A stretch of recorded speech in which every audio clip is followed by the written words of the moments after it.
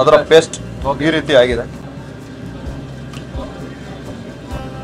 ಬೇಯಿಸ್ಕೊಂಡಿರೋ ಕಡಲೆ ಬೀಜವನ್ನ ಸೇರಿಸ್ಕೋಬೇಕು. ಸೊ ಇದೆ ನೀವು ಕೇಳಿದ ಪ್ರಶ್ನೆಗೆ ಉತ್ತರ. ಅದೇ ಎಷ್ಟಿರ್ಬೇಕು ಸರ್ ಅದು? ಅಷ್ಟು ಗಟ್ಟಿ ಇರಬೇಕು. ಎಂಥ ಅದ್ಭುತ ಫಾರ್ಮುಲಾ ಇದು, ಎಂಥ ಅದ್ಭುತ ರುಚಿ ಇದು. ಮಾಡ್ಕೊಂಡವ್ರು ನೀವು ಕಾಮೆಂಟ್ ಹಾಕ್ತೀರಾ, ಎಷ್ಟು ಸೂಪರ್ ಆದ ರೆಸಿಪಿ.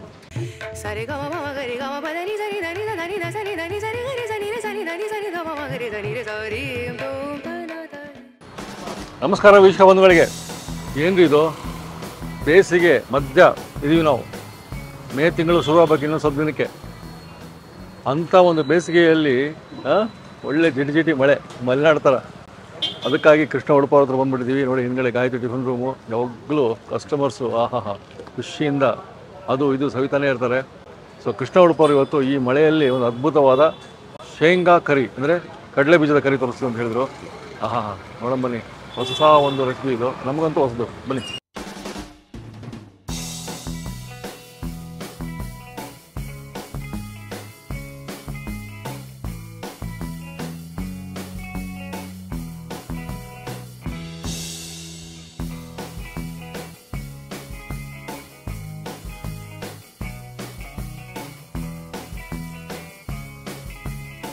ನಮಸ್ಕಾರ, welcome to Gayatri tiffin room. ಬಹಳ ದಿನಗಳ ನಂತರ ಮಳೆಗೂ ವೆಲ್ಕಮ್ ಹೇಳ್ಬಿಟ್ರಿ ನೀವು. ಶೇಂಗಾ ಕರಿ ಅದು ಗ್ರೌಂಡ್ ನಟ್ ಕರಿ ಅಂತ ಹೇಳ್ಬೋದು. ವೈಲ್ಡ್ ಗ್ರೌಂಡ್ ನಟ್ಸ್ ಯೂಸ್ ಮಾಡ್ಕೊಂಡು ಒಂದು ಒಳ್ಳೆ ಕರಿ.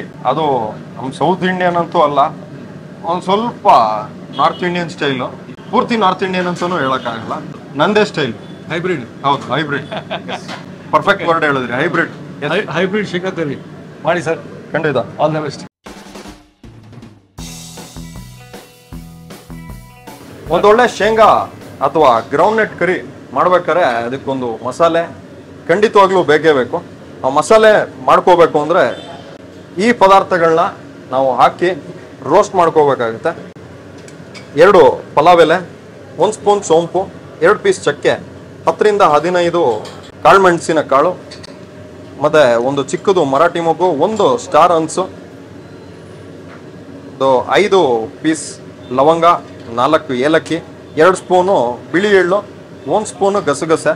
ಮತ್ತು ಈ ಕಡಲೆ ಬೀಜ ನಾನು ಮುಂಚೆನೆ ಲೈಟಾಗಿ ಎಣ್ಣೆ ಹಾಕ್ಕೊಂಡು ರೋಸ್ಟ್ ಮಾಡಿ ಇಟ್ಕೊಂಡಿದ್ದೀನಿ. ಇದನ್ನ ರೋಸ್ಟ್ ಮಾಡೋ ಅವಶ್ಯಕತೆ ಇಲ್ಲ, ಅದನ್ನ ಮಿಕ್ಸಿ ಜಾರ್ಗೆ ಹಾಕ್ಕೊಂಡು ನೈಸ್ ಮಾಡ್ಕೊಳ್ಳೋಣ.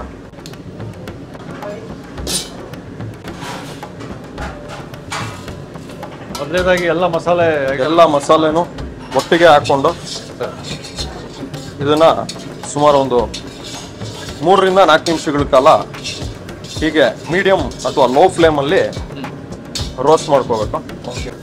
ಈಗ ಮಸಾಲೆನ ಹುರ್ಕೊಂಡಾಗಿದೆ, ಇದನ್ನ ಒಂದು ಪ್ಲೇಟಿಗೆ ಟ್ರಾನ್ಸ್ಫರ್ ಮಾಡೋಣ.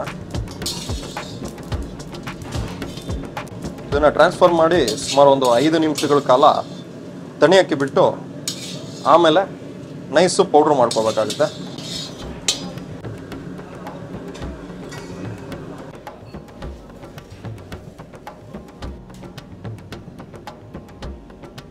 ಹುರಿದಿಟ್ಕೊಂಡಿರೋ ಮಸಾಲೆ ಅದನ್ನ ನೈಸಾಗಿ ಪೌಡ್ರ್ ಮಾಡ್ಕೊಂಡಾಗಿದೆ. ಇದು ಈ ರೀತಿ ಬರುತ್ತೆ. ಗ್ರೌಂಡ್ ನಟ್ ಕರಿ ಮಾಡೋದಕ್ಕೆ ಏನೇನು ಪದಾರ್ಥಗಳು ಬೇಕು ಅಂತ ಹೇಳೋದಾದ್ರೆ, ಇದು ಬೇಯಿಸ್ಕೊಂಡಿರೋ ಕಡಲೆ ಬೀಜ ಸುಮಾರು ಒಂದು 2 ಗಂಟೆಗಳ ಕಾಲ ನೀರಲ್ಲಿ ನೆನೆಸಿಟ್ಟು ಒಂದು ಕುಕ್ಕರ್ಗೆ ಹಾಕೊಂಡು 3 ವಿಜಿಲ್. ನೋಡಿ ಹಿಂಗಂದ್ರೆ ಇಷ್ಟು ಸಾಫ್ಟ್ ಆಗಿರ್ಬೇಕು. ಇದೊಂದು ಅರ್ಧ ಕೆಜಿ ಇದೆ, ಅರ್ಧ ಕೆಜಿ ಕಡಲೆ ಬೀಜ. ಆಮೇಲೆ ಬೆಣ್ಣೆ, ಖೋವಾ ಅಥವಾ ಪೇಡ, 2ರಲ್ಲಿ ಯಾವ್ದು ಬೇಕಾದ್ರೂ ಯೂಸ್ ಮಾಡ್ಬೋದು. ಧನಿಯಾ ಪೌಡರು, ಅಜ್ಕಾರದ ಪುಡಿ, ಕಸೂರಿ ಮೇಥಿ, ಜೀರಿಗೆ ಪೌಡ್ರು, ಶುಂಠಿ ಬೆಳ್ಳುಳ್ಳಿ ಪೇಸ್ಟು. ಮತ್ತು ಈಗ ನಾವು ಈರುಳ್ಳಿ, ಟೊಮೆಟೊ ಮತ್ತು ಗೋಡಂಬಿ ಇದಿಷ್ಟನ್ನ ಎಣ್ಣೆಯಲ್ಲಿ ಫ್ರೈ ಮಾಡಿಕೊಂಡು ನೈಸಾಗಿ ರುಬ್ಕೊಳ್ಳೋಣ. ನಂತರ ಕಡಲೆ ಬೀಜದ ಕರಿ ಮಾಡ್ಕೊಳ್ಳೋಕೆ ಶುರು ಮಾಡೋಣ. ಈರುಳ್ಳಿ, ಟೊಮೆಟೊ ಬಾಡುವಷ್ಟು ಎಣ್ಣೆ ಹಾಕಿದರೆ ಸಾಕಾಗುತ್ತೆ. ಎಣ್ಣೆ ಬಿಸಿ ಆಗ್ತಿದ್ದಾಗೆ ಅದಕ್ಕೆ ಈರುಳ್ಳಿ, ಟೊಮೆಟೊ ಮತ್ತು ಗೋಡಂಬಿ ಇವು 3ನ್ನು ಸೇರಿಸ್ಕೊಂಡು ಫ್ರೈ ಮಾಡ್ಕೊಂಡ್ಬಿಟ್ಟು ಚೆನ್ನಾಗಿ ಬಾಡಿಸ್ಕೋಬೇಕು.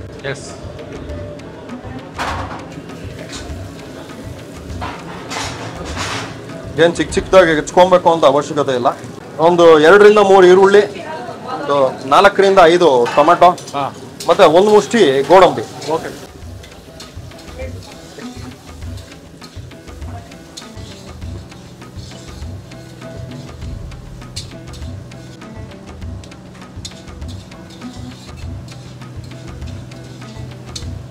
ಈರುಳ್ಳಿ, ಟೊಮೆಟೊ ಮತ್ತು ಗೋಡಂಬಿನ ಬಾಣಲಿಗೆ ಹಾಕೊಂಡಿದ್ವಿ.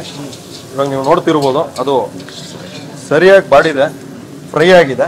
ಇದನ್ನ ಮಿಕ್ಸಿ ಜಾರ್ಗೆ ಹಾಕೊಂಡು ನೈಸಾಗಿ ರುಬ್ಕೊಂಡ್ ಬಂದ್ಬೇಡ.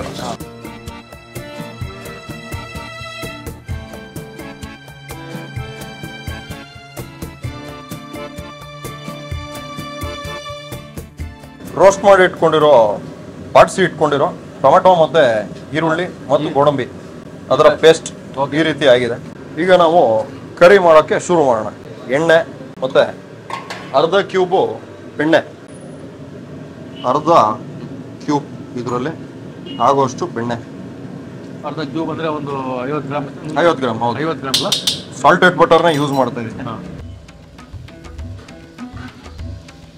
ಈಗ ಇದಕ್ಕೆ ಈರುಳ್ಳಿ, 1 ರಿಂದ 2 ಈರುಳ್ಳಿ, ಫೈನ್ಲಿ ಚಾಪ್ಡ್ ಈರುಳ್ಳಿ.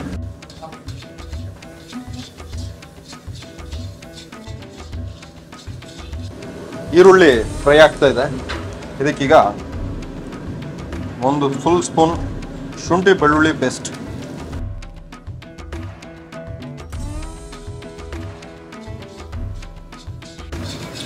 ನೆಕ್ಸ್ಟು ಇದಕ್ಕೆ ಸ್ವಲ್ಪ ಕಸೂರಿ ಮೇಥಿ ಈಗ ಸೇರಿಸೋಣ, ಆಮೇಲೆ ಒಂದು ಸ್ವಲ್ಪ ಸೇರಿಸೋಣ.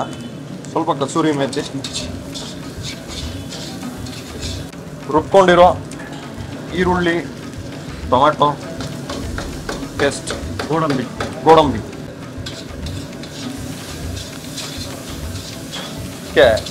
ನೀರನ್ನು ಸೇರಿಸ್ಕೊಳ್ಳೋಣ. ಈಗ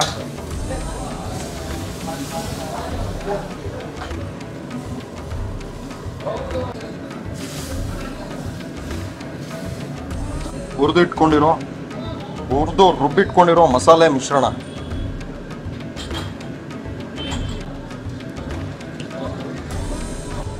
ಇವಾಗ ಕೋವಾ ಒಂದು 50 ಗ್ರಾಮ್ ಆಗುವಷ್ಟು ಕೋವಾ. ನಂದಿನಿ ಕೋವಾ ಅಥವಾ ಪೇಡ ಬೇಕಾದ್ರೂ ಹಾಕ್ಬೋದು, ಯಾಕೆಂದ್ರೆ ಸ್ವಲ್ಪ ಸ್ವೀಟ್ ಇರುತ್ತೆ. ಹೌದಾ? ಪೇಡ ಹಾಕೊಂಡ್ರೆ ನಂತರ ಅದಕ್ಕೆ ಸ್ವೀಟ್ ಹಾಕೋ ಅವಶ್ಯಕತೆ ಇರಲ್ಲ. ಇದು ಬೆಲ್ಲದ ಬದಲು, ಹೌದು, ಬೆಲ್ಲ ಅಥವಾ ಸಕ್ಕರೆ ಬದಲು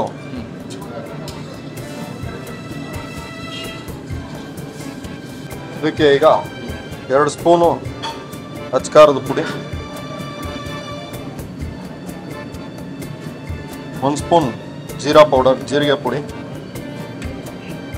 1 ಸ್ಪೂನು ಧನಿಯಾ ಪುಡಿ,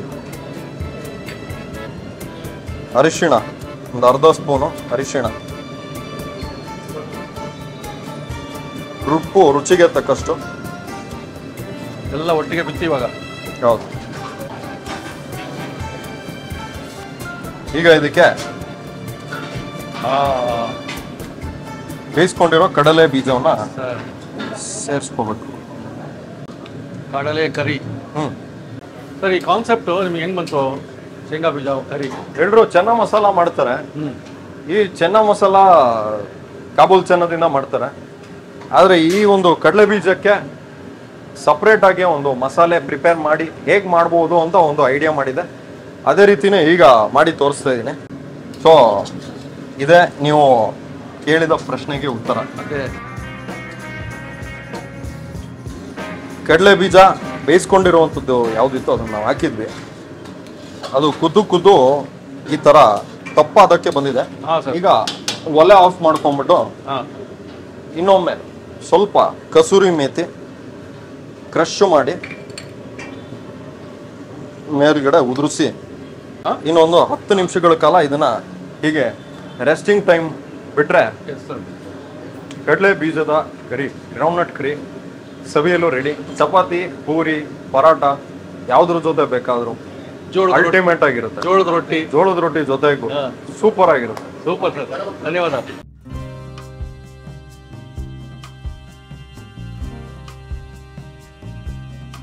ಎಷ್ಟು ಇರ್ಬೇಕು ಸರ್ ಅದು? ಅಷ್ಟು ಗಟ್ಟಿ ಇರಬೇಕು.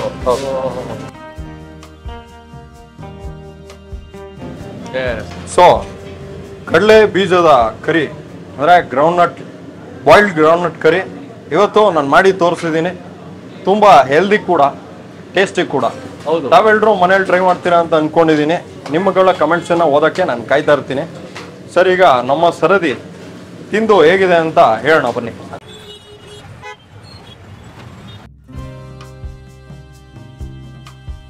ಸರ್ ಇಂಥದ್ದು ಬೇಕು ನಮಗೆ, ಹ್ಞೂ ಅದು ನೀವು ಮಾಡಿಕೊಟ್ರಿ ಇವತ್ತು. ಯಾಕಂದ್ರೆ ನೀವು ಹೇಳಿದ ತಕ್ಷಣ ಶೇಂಗಾ ಕರಿ ಅಂದರೆ ಕಡಲೆ ಬೀಜದ ಕರಿ ಅಂತ ಅನಿಸ್ತು.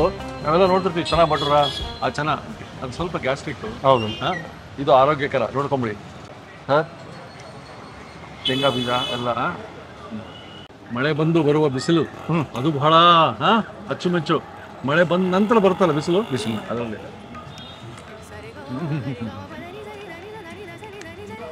ನೀವು ಅಂದರೆ ನಾರ್ತ್ ಇಂಡಿಯನ್ ಫ್ಲೇವರು ಅಲ್ಲಿಂದನೇ ಬಂದಿರೋದು, ಬಟ್ ಇಲ್ಲಿ ಒಂದು ಫ್ಲೇವರ್ ಸೇರ್ಕೊಂಡಿದೆ ಅಂತ ಪಕ್ಕ. ಇಲ್ಲಿ ಫ್ಲೇವರ್ ಅಂದರೆ ಕುಂದಾಪುರ ಫ್ಲೇವರು. ಬಾಯಲ್ಲಿ ಇಟ್ಟ ತಕ್ಷಣ ಆ ರುಚಿಗೆ ನೀವು ಮಾರೋಗ್ಬಿಡ್ತೀರಿ. ಮೇನ್ ಮಸಾಲದೇ ಗಮ್ಮತ್ತು. ಇನ್ನು ಶೇಂಗಾ ಸಾಫ್ಟಾಗಿ ಏನು ಸರ್ ಖೋವಾ ಇದ್ದಂಗಿದೆ. ಜೊತೆಗೆ ಮಸಾಲ ಜೊತೆಗೇನೆ ನಾವು ಕಡಲೆ ಬೀಜ, ರೋಸ್ಟೆಡ್ ಕಡಲೆ ಬೀಜ ಹಾಕೊಂಡಿದ್ವಲ್ಲ, ಅದ್ರದ್ದು ನಟ್ಟಿ ಫ್ಲೇವರ್ ಬರುತ್ತೆ. ನಟ್ಟಿ ಫ್ಲೇವರ್ ಹೌದು. ಬಟ್ ಇದು ಮಾತ್ರ ಸರ್ ಮಸಾಲ ಆಯ್ತಲ್ಲ, ಆಹಾ, ನೀವು ಮನೆಯಲ್ಲಿ ಮಾಡ್ಕೊಂಡು ನಮ್ಗೆ ಹೇಳಬೇಕು, ಅಷ್ಟು ಅದ್ಭುತವಾದ ಮಸಾಲ ಇದು. ಎಲ್ಲಿಂದ ಸರ್ ಇದು ಫಾರ್ಮುಲಾ? ಎಂಥ ಅದ್ಭುತ ಫಾರ್ಮುಲಾ ಇದು, ಎಂಥ ಅದ್ಭುತ ರುಚಿ ಇದು. ಮಾಡ್ಕೊಂಡವ್ರು ನೀವು ಕಾಮೆಂಟ್ ಹಾಕ್ತೀರಾ. ಎಷ್ಟು ಸೂಪರ್ ಆದ ರೆಸಿಪಿ. ಪ್ರತಿ ಮನೆಯ ಊಟ ರಸೂಟ ಆಗ್ಬೇಕಂತ ಹೇಳ್ತಿರ್ತೀವಲ್ಲ, ಇದು ನಿಮ್ಮ ಮನೆಯ ಊಟ ರಸೂಟ ಇವತ್ತು. ಸರ್ ನಾನು ಬೇಗ ಮುಗಿಸ್ತೀನಿ. ಕಡಲೆ ಬೀಜ ಆದಷ್ಟು ಚೆನ್ನಾಗಿ ಬೇಯಿಸ್ಕೊಳ್ಳಿ, ಅವಾಗ ಇದು ತುಂಬ ಸಾಫ್ಟಾಗಿರುತ್ತೆ. ಜಗದ್ರು ಕೂಡ ನಿಮಗೆಲ್ಲೋ ಕ್ರಂಚ್ನೆಸ್ ಬರಬಾರ್ದು, ತುಂಬ ಸಾಫ್ಟಾಗಿ ಬರಬೇಕು. ಅವಾಗ ಪ್ರತಿಯೊಬ್ಬರಿಗೂ ಇಷ್ಟ ಆಗೇ ಆಗುತ್ತೆ. ಜೊತೆಗೆ ಮಸಾಲೆ ಕೂಡ ತುಂಬ ಖಾರನ ಸೇರ್ಸಕ್ಕೆ ಹೋಗ್ಬೇಡಿ. ಬೇಕಿದ್ರೆ ಒಂದು ಸ್ವಲ್ಪ ಸ್ವೀಟಿಶ್ ಮಾಡಿ, ತುಂಬ ಚೆನ್ನಾಗಿ ಬರುತ್ತೆ. ನಾನು ನಿಮಗೆ ಅರ್ಧ ಪರೋಟ ಕೊಡಿ ಅಂತ ಹೇಳಿದೆ, ಯಾಕಂದ್ರೆ ಊಟ ಮಾಡ್ಕೊಂಡು ಬಂದಿದ್ದು. ಈಗ ಯಾಕಪ್ಪ ಹೇಳಿದೆ ಅರ್ಧ ಪರೋಟ, ಇನ್ನೂ ಬೇಕು ಅನಿಸ್ತದೆ, ಅಷ್ಟು ರುಚಿ ಇದೆ ಪಲ್ಯ. ಸೂಪರ್. ಮುಂದಿನ ಸಲ ಮತ್ತೆ ಸಿಗೋಣ. ಸರ್ ನಮಸ್ಕಾರ, ಧನ್ಯವಾದ. Thank you sir.